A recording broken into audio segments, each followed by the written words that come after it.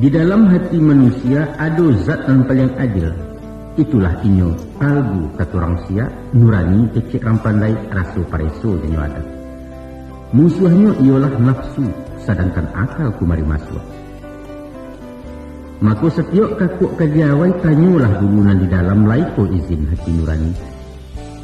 Biasanya pikir sekali mandanglah nafsu akal mendorong ya usaha badan membantu juga raja.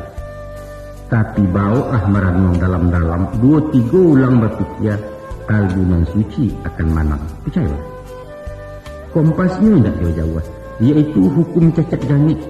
Piciatlah diri awak dulu, sakit di awak, sakit di orang.